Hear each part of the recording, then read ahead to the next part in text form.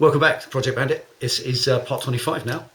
Time to move on to the next bit of the tail panel itself, the seat unit. I did some stats this morning. I cannot believe I've been at this tail end for 10 weeks. This has been the 30th of June we started this. I took the seat off and made the first move, and I'm still probably just over halfway there.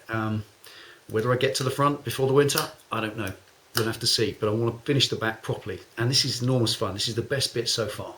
Done the back profile now, and now I'm going to move to the front profile and get that correct. Now the reason it's quite correct that the front profile fits exactly how I want it to around the tank is because a lot of these tailpiece units that you see on Street Fighter bikes, you can see that someone's, oh, you've gone and bought that off an R6, or you've gone and bought that off a ZX10 and you fitted it onto the back of your Bandit, because it looks detached. You get the profile of the front bike and then the profile of the back part, the seat unit, where they come together. You get a cockeyed line that doesn't sit right, and it just looks wrong.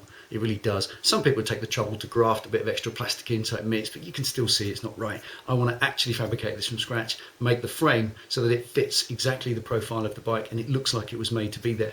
And that involves just a little bit of thought as we're doing. So that is really all it is today. I'm going to stick the front together, get the line of the tank so it hugs around the tank properly and looks like it's meant to be there, and then flow it down under the front mounts. So then once the front section's done and that's welded to the front mounts, I can then join the front and rear mounts together, and I've got the base frame in place. So stick around, stay tuned, let's see what happens. Alright, this is the journey so far. These welds have gone incredibly well. Beautiful little tacks that this mild steel rod accepts, and it heats beautifully because it's got good conductivity, and I've got those welded round neatly into these side pieces. So that's the rear profile, which has got a long way to go. I've explained all that in the last one, but that's the first leg. The second piece today is going to be this front part. I've got to bring the line round here, somehow follow this line down and then underneath there, and then get up to this point so that then is aimed correctly at the rear. I can join them up.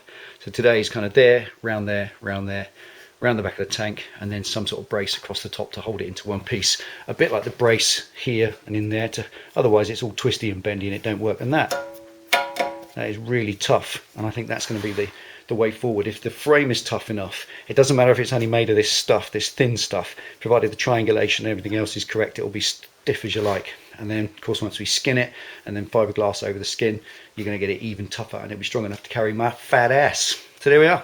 Let's get that bit bent up to go around the back of the tank. I reckon that's first. And this, I reckon the simplest way, just to bend it.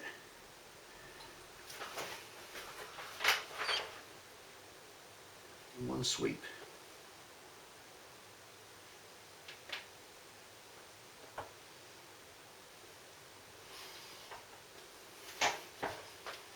Right, that's got a nice fault-free smooth bend with no nicks or kinks, absolutely curved, but it's not curved enough, so I'll find a way, just manipulating that to stay in that shape.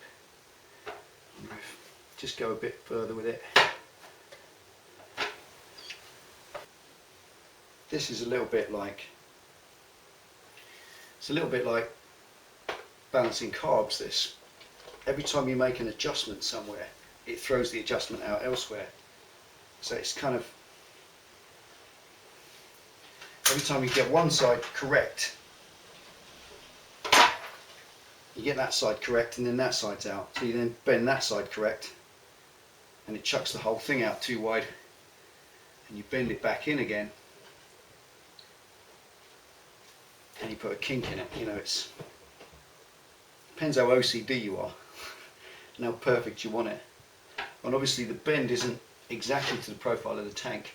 It's got to be off the tank slightly, because it's going to be off the tank slightly, only by 10mm, but there's got to be matting's got to be wrapped around it, and that's going to give build and width, and it's got to have a gap anyway. I don't want to sit against the tank, it will rub. So it wants about a 10mm gap for now, and every time you look at it, you get it right, or you think you get it right, and it's out somewhere else. Right, easiest way to show you this is kind of like that.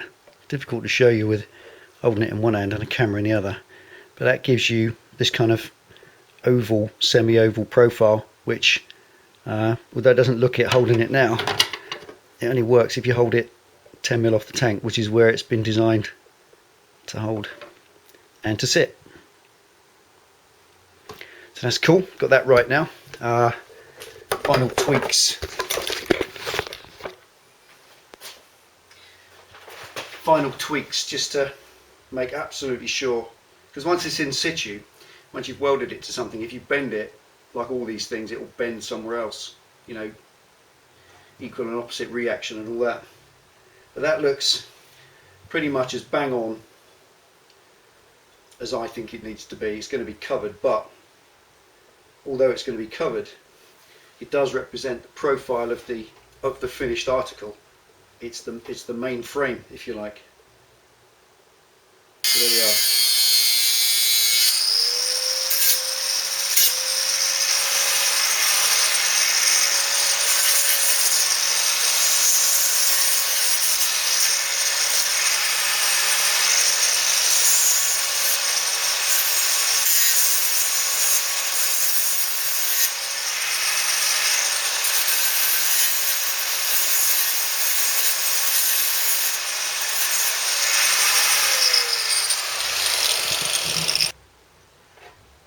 And that sits. It's moved already, just in cutting it. Hot.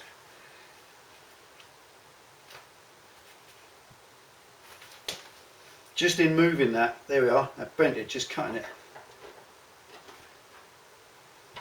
That's better.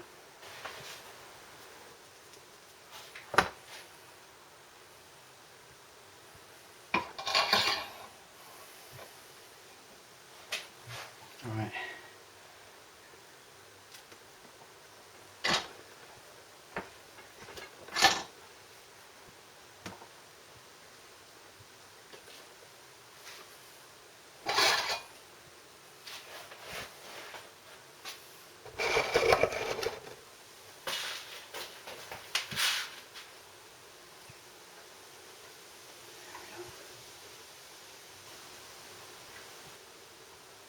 Nice neat bend. It does make particularly nice bends, that process with the spanner.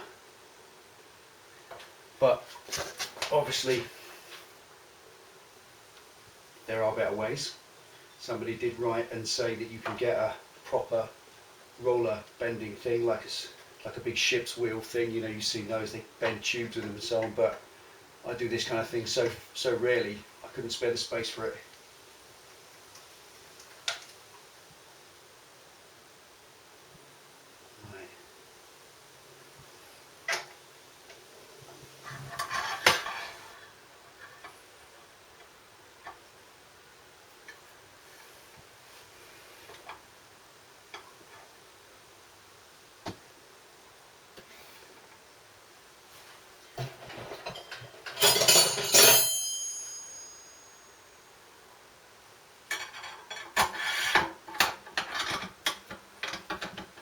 Just to stop that bending.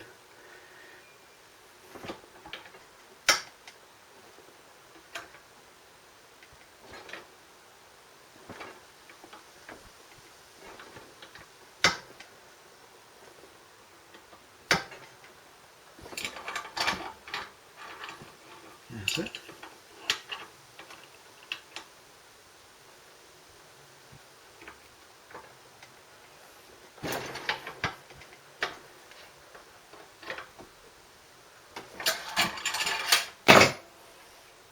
Right, that's not bad.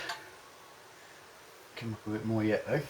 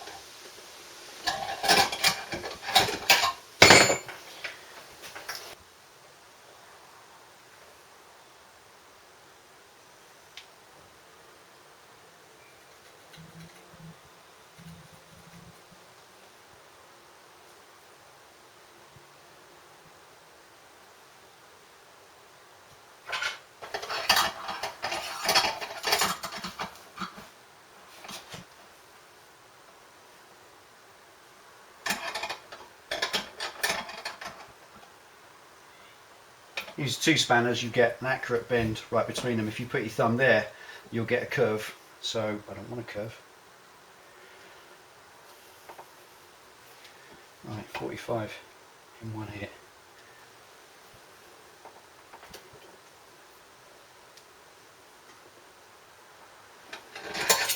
Right. That's about 45, I reckon. Sorry, there we are.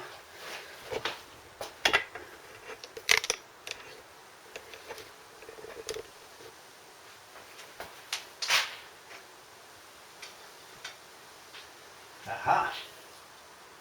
Right.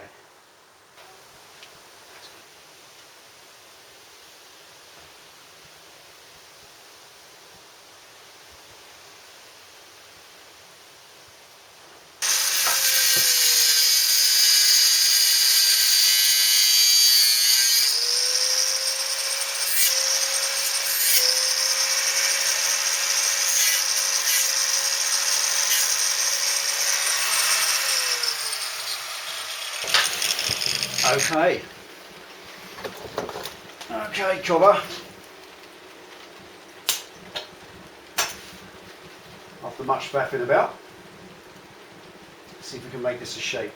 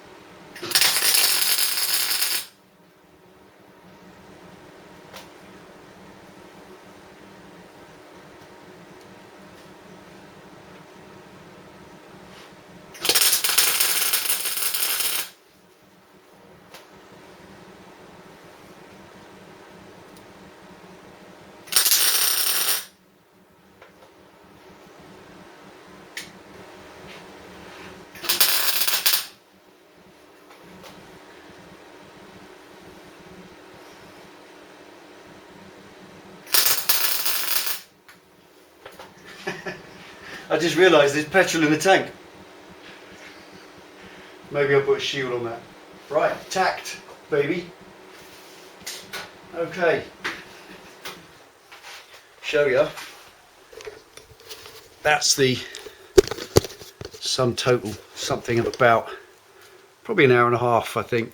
Just getting that little weld nice and smooth and in line. I just sort of V'd it and just bunged a couple of tacks in. And then just a couple of beefy tacks on there. I'm actually going to triangulate that off the top down to the side, I think, because that's just not man enough on its own, so you'll have welds at the top. And then bringing that up to the corner, trying to follow this line here to some degree, not perfectly, but as good as I can. And I'll just lock that corner off once it's done. That at least gives me the correct angle, and now that sits correct at the top and all the way around. So for now, as you can see, it takes a long time, it really does. And I've got a little bit of triangle rod into doing there and there, but that's just got the basic shape. So let's move on and see if I can do a bit more. Right, here we are. There's the other side. So it's 1, 2, 3 bends, twist, another twist, and a curve. It's just about manipulating it till it's perfect and it fits and it follows the line you want. Just got to clamp it up.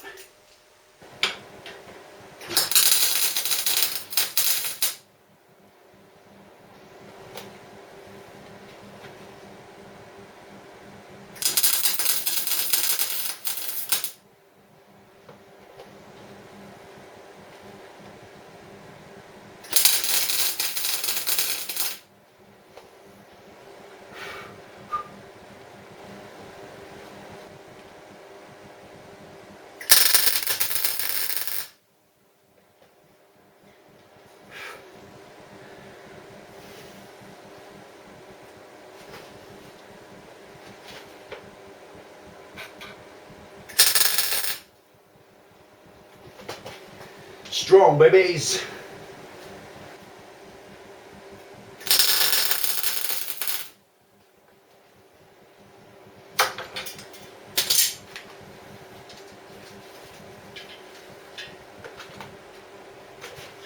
Right, being as that's a fuel tank, we'll take a little precaution.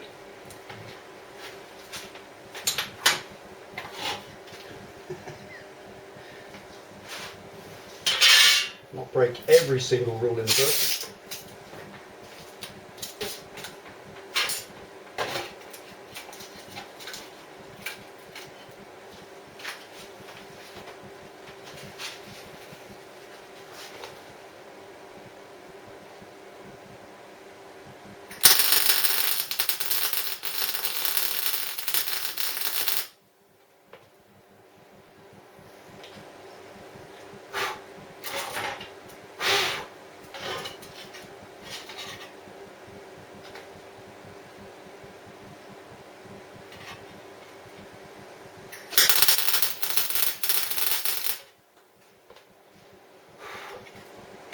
Right, there we are.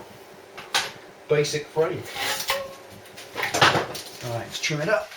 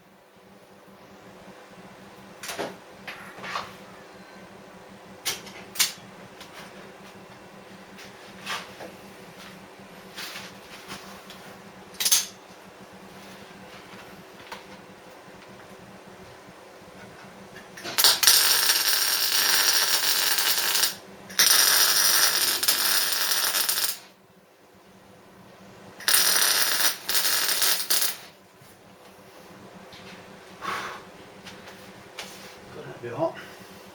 Right, there we are. That gives me pretty much the basic shape. Let me show you what we've done today.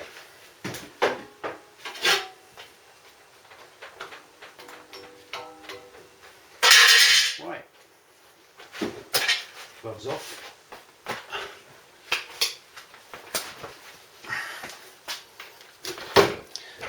Okay, today's sum total has just been to finish that, bring it all the way around the back of the tank, down that side and up. And the welding on it is ugly, but it's going to go underneath fiberglass. Sometimes, every now and again, you'll get like that. Where are we? Even there. You'll get a weld that goes absolutely lovely. You can just float it in with the aid of that amazing mask. You can just see what you're doing, and that's given me, if you kind of look from the rear and kind of over, it's given me a profile around the back of the tank, which once these are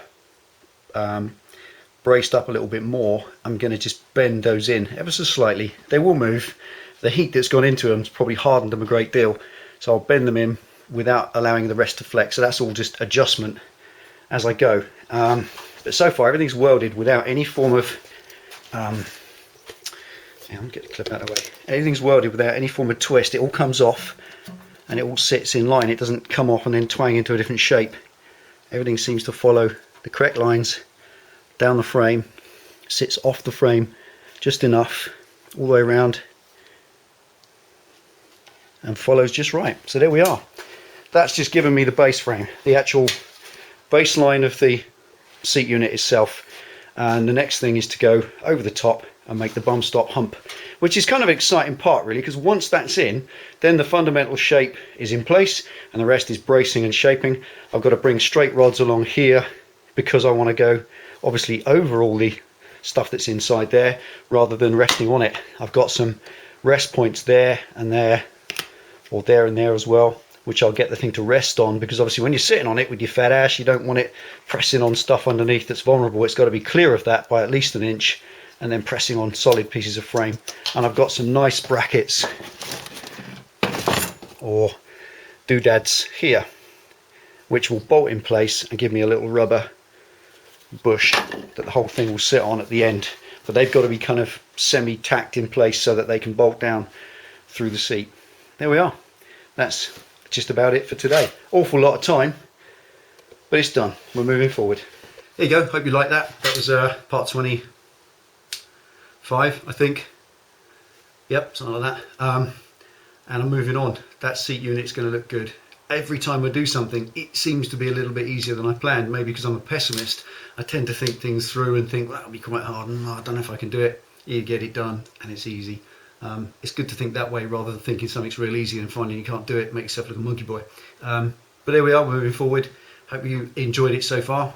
The next time I'm going to put some shape into it, and hopefully be able to get this ready soon, because the winter's coming. It's been pouring rain today. The winter's always coming, and it is raining a bit more.